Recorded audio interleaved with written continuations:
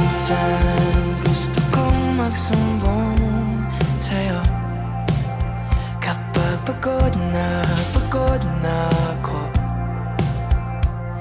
Tama pa bang init na yakap mo ang hinahanap ko? Minsan gusto ko tumawag sa'yo para lang marinig ko ang boses mo. Mali na ba kapag nakangiti ako?